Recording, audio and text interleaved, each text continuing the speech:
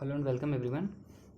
आज हम अपने नेक्स्ट टॉपिक के बारे में बात करते हैं। बड़ा इंटरेस्टिंग टॉपिक है, आप लोग बस इसको सुनते रहिएगा और होपफुली आपको अच्छे से क्लियर हो पाएगा ये।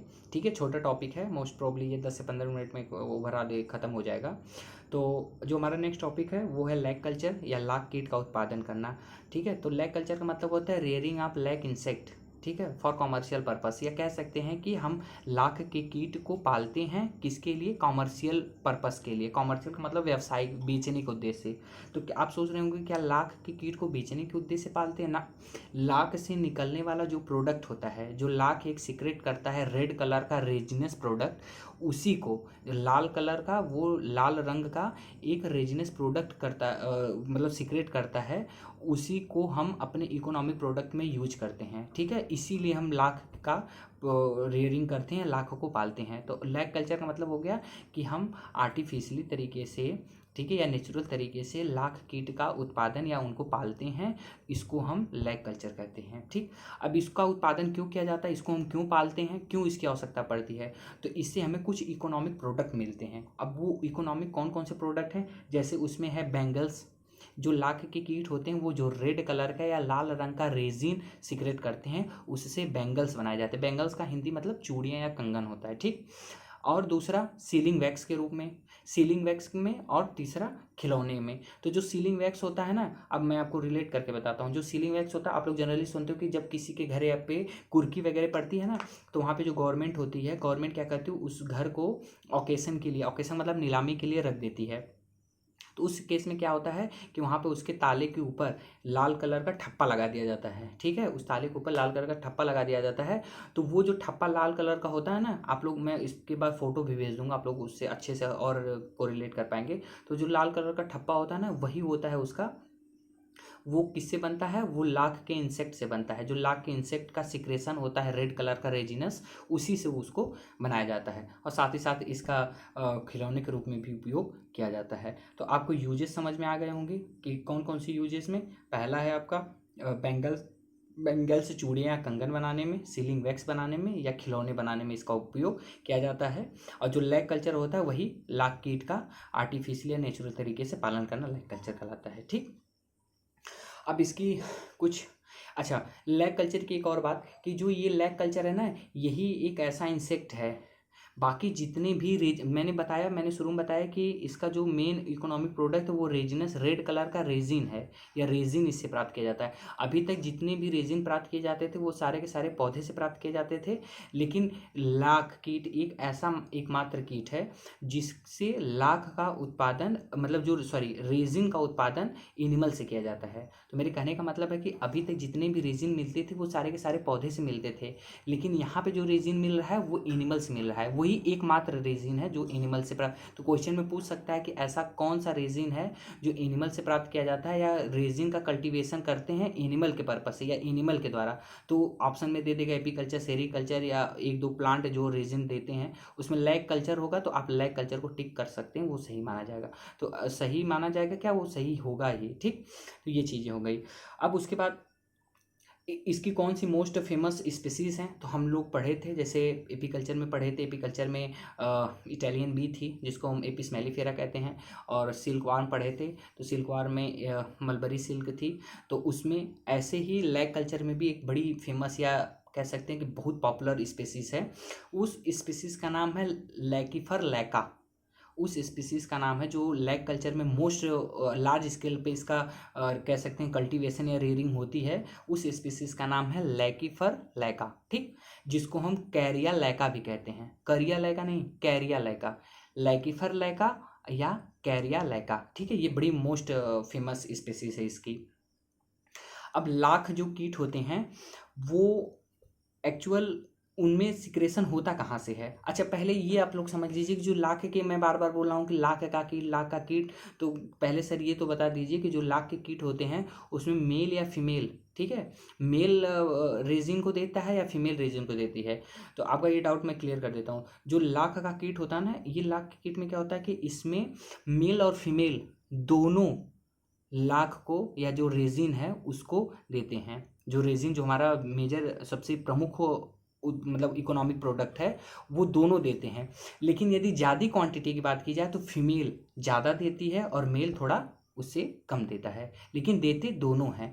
तो फीमेल का कंट्रीब्यूशन या फीमेल का योगदान ज़्यादा होता है, मेल का थोड़ा कम होता है। ठीक, अब इसमें बात करें कि ये जो फीमेल होती है या जो ये मेल होते हैं, इंसेक्ट होते हैं, ये कहाँ से लाख को सिक्रेट करते हैं, वो कौन सी ग्लैंड होती है। तो ये जो लाख के कीट होते हैं, जो फीमेल्स होती हैं, ये रेजिन को अपने स्किन के नीचे एक डर्मल सेल्स होती है, जब स्किन के नीचे आएंगे तो स्किन के नीचे जो सेल्स होगी या जो ग्लैंड होगी उसको हाइपोडर्मल ग्लैंड बोलते हैं। तो ये जो इंसेक्ट होते हैं वो रेजिन को अपने स्किन के नीचे हाइपोडर्मल ग्लैंड से या क्यूटियस ग्लैंड, क्यूटियस का मतलब होता है उसके स्किन से, क्यूटियस मतलब क्यूटिन की बनी हुई होती है स्किन, या उससे देते हैं, या तो फिर या तो नहीं, एक ही चीज़ है, क्यूटियस कह सकते हैं या उसको हाइपोडर्मल ग्लैंड कह सकते हैं। वहीं से ये जो रेजिन को वो सिक्रेट करते हैं। ये रेजिन को क्यों सिक्रेट करते हैं, तो एक्चुअल ये रेजिन को सिक्रेट करने का इनका मेन ऑब्जेक्ट या मेन उद्देश्य ये होता है कि अपने आप अपने ऊपर, जैसे सेरीकल्चर में था ना कि सेरीकल्चर में क्या होता था कि अपने ऊपर जो है जो लार्वा होते थे वो जैसे प्यूपा में कन्वर्ट होते थे, तो प्यूपा क्या करता था कि वो अपने ऊपर उसमें क्या नाम है फाइब्रस को, फाइब्रिन जो नेचुरल फाइबर प्रोटीन होते थे उसको अपने ऊपर प्रोटेक्ट कर लेता था। तो जस्ट लाइक ऐसे भी ये भी हैं, ये जो लाख के कीट होते हैं ना, ये अपने प्रोटेक्शन के लिए एक विशेष प्रकार का सिक्रेशन या लाल कलर का प्रोडक्ट छोड़ते हैं, जो वही रेजिन जो अपने ऊपर ढक लेते हैं। ये क्यों ढकते हैं, अपने प्रोटेक्शन के लिए, ठीक है, जिससे कि उनको बाहरी जो एक्सटर्नल कोई भी चीज़ है उससे उनको थोड़ा सा प्रोटेक्शन मिल सके, ठीक है, सुरक्षा मिल सके, इसलिए वो अपने ऊपर वो कवरिंग कर लेते हैं। लेकिन ये ऐसा नहीं है कि जैसे पैदा हुए तभी से कवरिंग कर लेते हैं, इनकी भी एक पर्टिकुलर स्टेज होती है। कैसे, जैसे मान लीजिए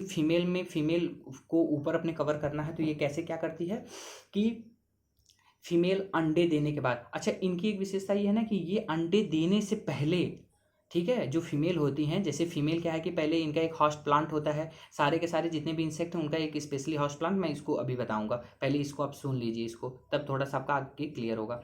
तो जो फीमेल्स होती हैं ये अंडे देने से पहले, ठीक है, अंडे देने से पहले वो अपने ऊपर सीक्रेट कर लेती, मतलब अपने ऊपर वो कवरिंग बना लेती हैं रेजिन का, ठीक है, फिर उसके बाद उसके अंदर अंडे देती हैं। और जस्ट लाइक ऐसे मेल भी है, ठीक है। अच्छा, मैंने एक चीज़ बताई कि जो फीमेल होती हैं वो ज़्यादा लैक का मतलब रेजिन को देती हैं एज़ कम्पेयर टू मेल।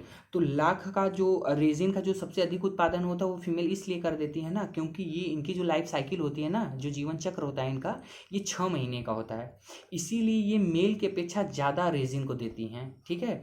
और वही हमारा सब इकोनॉमिक प्रोडक्ट है। तो ये क्यों, इसका कारण यही है कि जो फीमेल होती हैं वो 6 महीने तक इनका लाइफ साइकिल होता है, लेकिन बेचारे मेल का 2 से ढाई महीने का होता है। तो ये 2 से ढाई महीने रहेंगे तो जायज़ सी बात है कि कम ही लाख को देंगे, अरे सॉरी कम ही रेजिन को देंगे। और जो फीमेल होती हैं वो ज़्यादा दिन की, मतलब इनकी लाइफ साइकिल ज़्यादा दिन की होती है, तो इसलिए ये ज़्यादा रेजिन को देती हैं। तो ये चीज़ें हैं।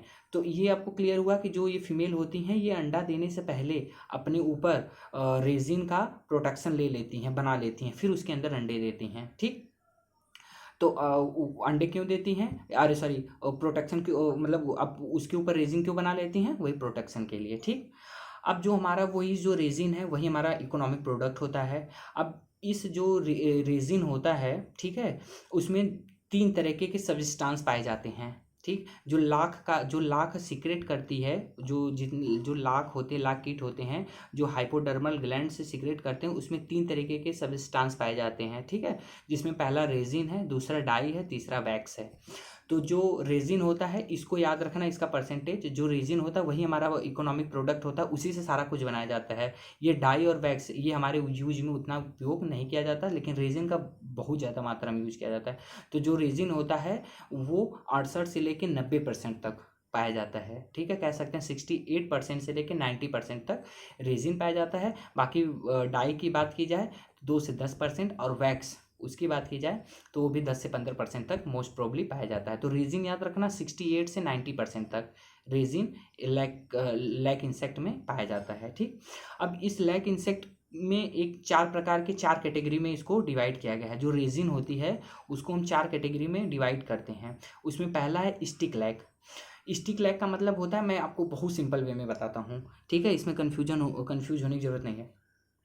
तो जो रेजिन होते हैं उसको 4 कैटेगरी में बांटा गया है। तो जिसमें पहला है स्टिक लैग। स्टिक लैग का मतलब होता है जैसे ही मान लीजिए कि जैसे कोई लैग का इंसेक्ट है, ठीक है, वो अपने ऊपर अभी मतलब तुरंत जो रेड कलर का सब्सटेंस या रेजिन है उसको अभी बनाया है, ठीक, और उस बनाए हुए प्रोडक्ट को जैसे ही हम पिकअप मतलब हार्वेस्ट कर लेते हैं, उसको निकाल लेते हैं, तो जो उसका जो सबसे पहला प्रोडक्ट जैसे हम उसको निकाल लिए हैं तो उस प्रोडक्ट को क्या कहेंगे?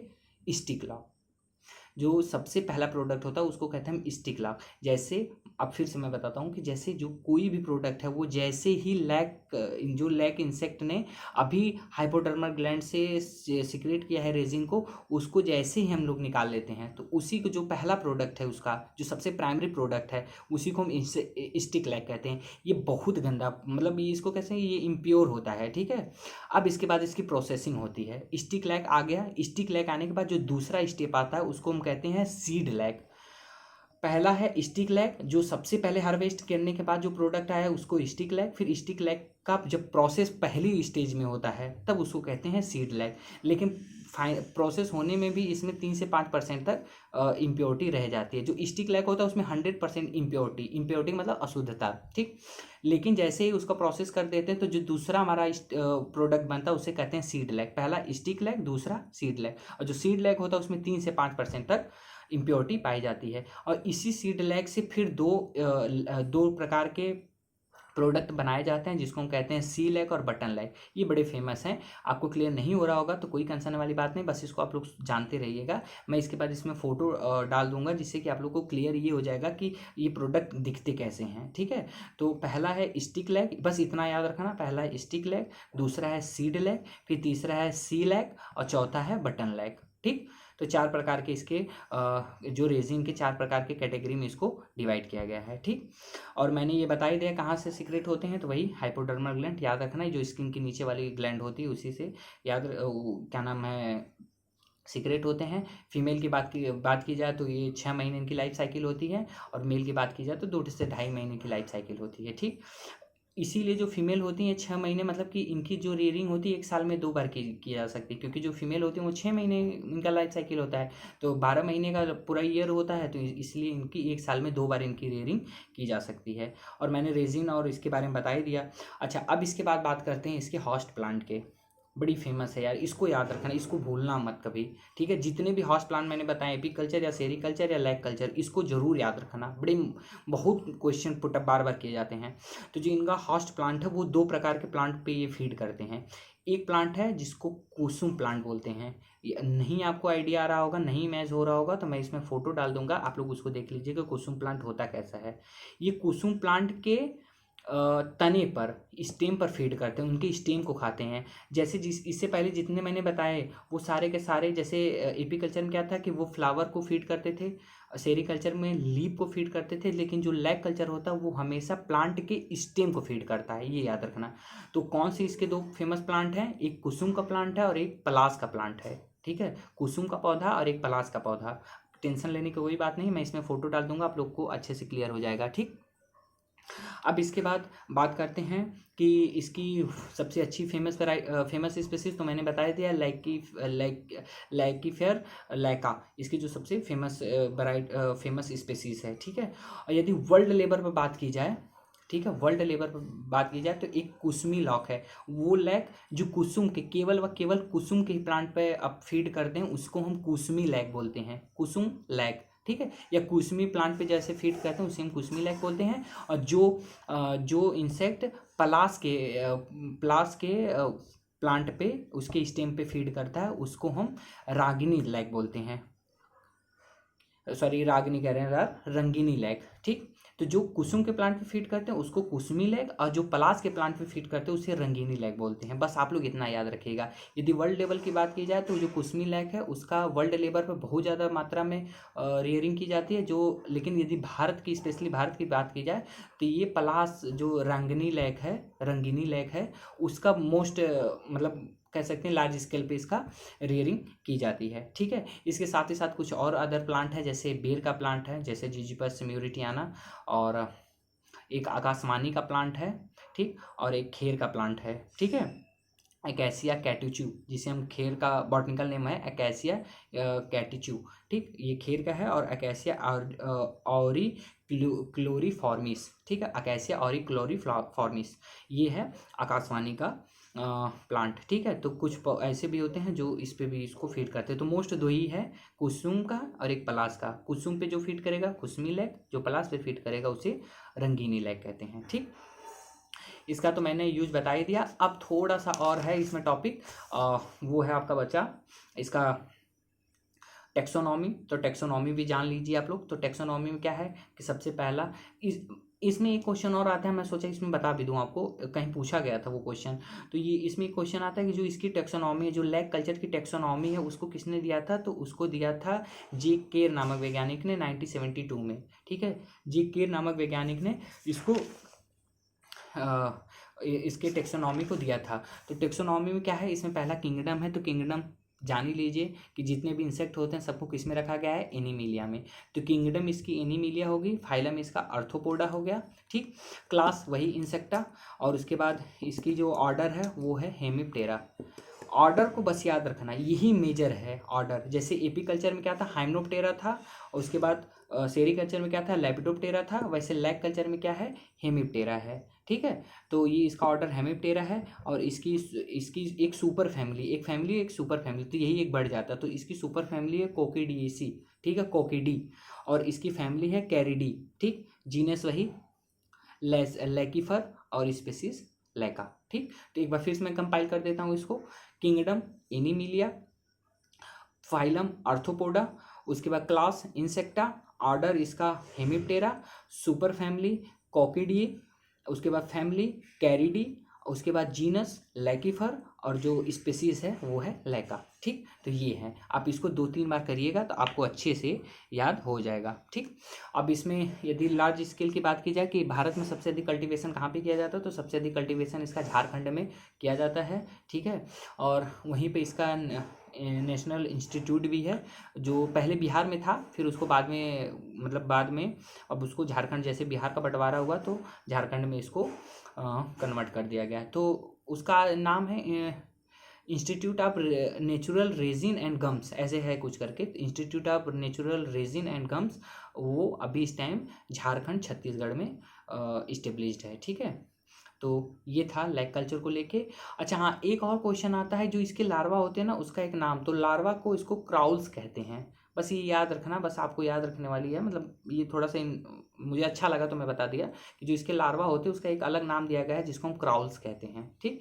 तो याद रखना। बाकी जो भी चीज़ें होगी मैं आपको इसमें पूछ लूँगा। हाँ, ये यदि टॉपिक आपको ऐसा लगता है कि नहीं मुझे समझ में आया, तो आप लोग प्लीज़ मुझे इसमें बताइएगा, मैं इसमें फिर से इम्प्रूवमेंट करके इस वीडियो को डिलीट करके मैं दूसरी बार इस बना के और अच्छे तरीके से समझा दूंगा। यदि आपको समझ में आ गया होगा तो फिर कोई नीड नहीं है, लेकिन यदि नहीं समझ में आया होगा तो आप लोग प्लीज़ मुझे बता दीजिएगा, जिससे कि मैं और इसको और अच्छे से इम्प्रूवमेंट करके बता सकूँ, ठीक है। तो ये आज का टॉपिक यहीं पे ख़त्म होता है। Thank you so much.